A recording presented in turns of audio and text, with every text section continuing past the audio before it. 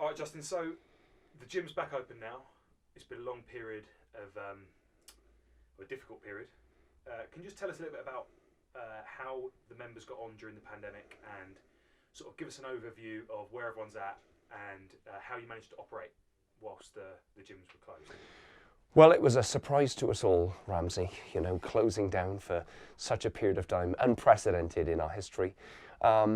We managed that by offering as much support as we could to people training at home.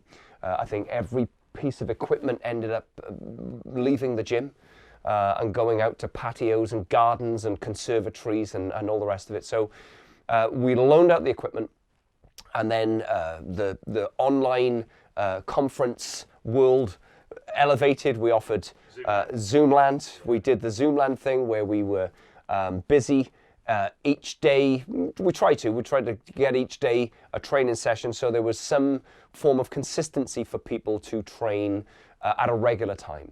And it suited, a majority of them, and then other people, then we tried to get more videos from them and feedback and such. So as best we could, we tried to maintain the connection. And as you know here, the community is very strong, and have an essence of that via remote video and coaching. And what it offered us was the ability to look at it now and in retrospect and say, well, I can Zoom a person in another land and say, well, let me watch a training. It's given us that dimension that we didn't have before, that we perhaps wouldn't have thought about if it wasn't for the issue at hand. And so as we come out of this thing into what we would classify as regular training in a gym, we're able to add to the service, if you like, add to the dynamics of the service.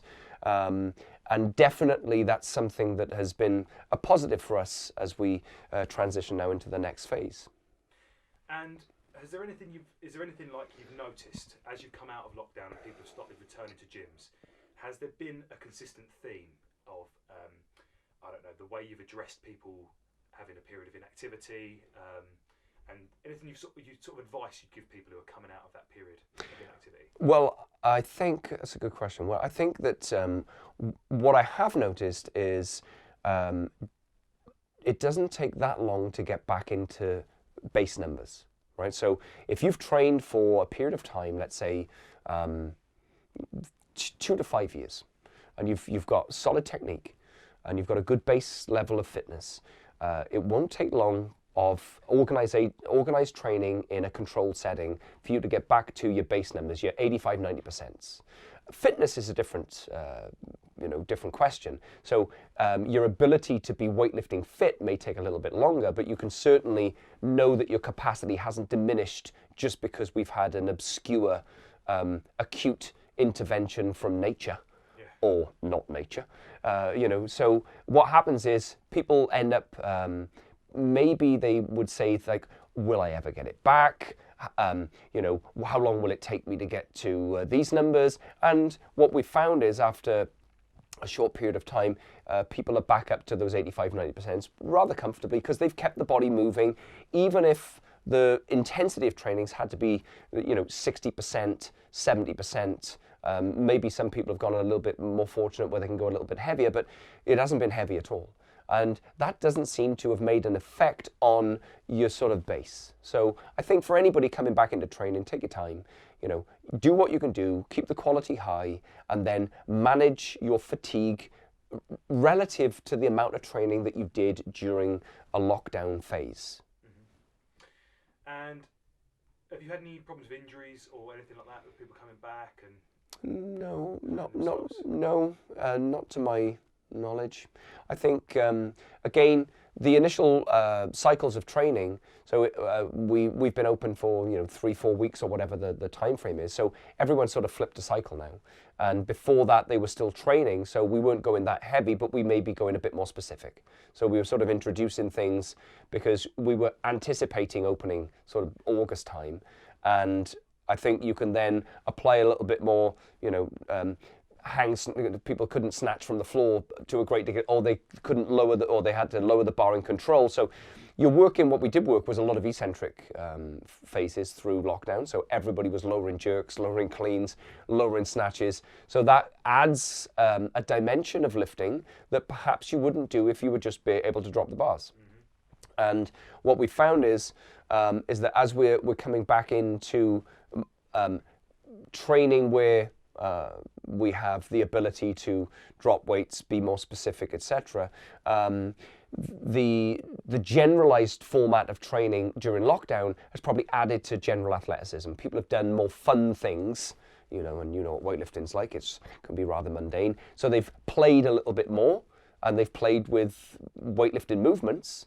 So they've done a lot more complexes. They've kept the bar in their hands for a lot longer, and they've done more general training in and around sort of like boosting up doing the metcons or whatever the fuck, and just having more interesting training rather than the one-dimensional weightlifting training, because don't forget, we don't have any competitions planned. So we're really sort of broad.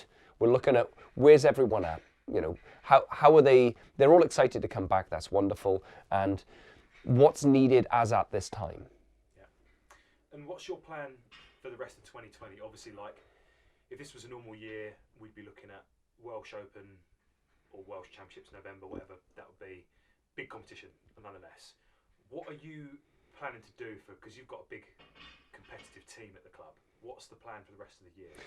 We're going to have to run in-house competitions, and as I said to you earlier, it's like having a stable of fucking racehorses and not taking them to the gallops. You've got to gallop those horses at some stage. There must be a point to train, and the point of training for a weightlifter is to compete at weightlifting. So I'm very happy we've got enough space here and equipment, and we can, you know, keep the groups small. So we'll do an in-house competition. I think we have anywhere between 30 and 40 competitive weightlifters in this stable, which is a lot. So I'm very much looking forward to running an in-house competition. Gives us a bit of focus, and maybe you know, by the time we've got to that point in, you know, 3 months' time, we understand where the competition calendar's going for 2021. So I think you have to write off any notion of competing, you know, on a stage outside of the gymnasium. Make sure you bring high intensity to training. The training has a lot of focus and a lot of purpose. And let's not forget, everyone's been housebound to a degree for the last 5 months. They're very keen to be in the training environment, as they would classify as a, you know, as their standard environment. So the excitement will be there, but very soon that will be, okay, what are we training for? And so it's important that we offer something here. And that would be great. And just do an in-house competition, get everybody excited, make a festival, and yeah. What date was that again for the in-house competition? I think we're sort of looking for the 28th of November. So that's what, about 8, 9 weeks from now? There you go. September. Well, no, 3 months. So three 4-week cycles, if you like. So everyone's got a decent amount of time. Plenty of time. Yeah, plenty of time. Get in good shape, and you know, have some fun whilst we're doing it with you know, maybe some food and whatnot, whilst we are staying alert and you know, all those things. And speaking more broadly, what's the sort of aim and the goals for the gym and sort of the business side of things? You know, you're running coaches seminars. You've got, again, as well as a stable inside the gym, you've got a stable of remote athletes. Have you got plans for that coming up? Well, now, so if you're local, that's it. If you're in Great Britain and you're a remote athlete, now you can travel to us, all things being equal.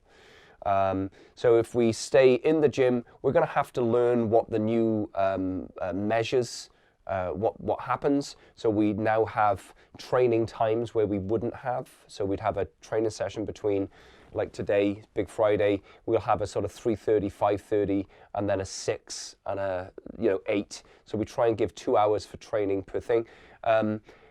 It's unlikely that we're going to be expanding membership, because up until the point where we know what the regulations mean to us, then expanding the gym would be, you know, perhaps not so sensible, because at any point, if we're closing again for the flu season or whatever, that may be, we may have to go back into this lockdown thing and all the rest of it. So I think we'll keep the membership pretty steady. We've had interest, obviously, as other gyms struggle or other gyms have to change the way they operate, or maybe the price point that they operate at. So if you're a cheaper gym, or you're more accessible because of price, that may not be available, and so the price is elevated, and so gyms like this become a little bit more appealing because of what we offer. It would just have to be, and you know how to get in here. You have to have a vouch. You have to come for an interview. It's still a challenge for you to get through these doors. So the focus is to consolidate, get everyone back into training in the gym. Outside, we're absolutely expanding, as we have done this last week, membership out there, remote athletes. So I'm always looking to and happy to bring on remote athletes as and when they contact us. Perhaps we'll spend some time creating things that are more structured for remote athletes so they understand what we offer. Again, this being Willpower, it's all a little bit, sometimes a little bit Masonic, where you need to know somebody who knows somebody, whereas perhaps we should just communicate like we are today a little bit more openly and say, well, this is what we offer you and these are the stages we offer this at. And I think that the seminar, I'd definitely like to run more coaching seminars. I think that's an area that we would definitely populate in the future.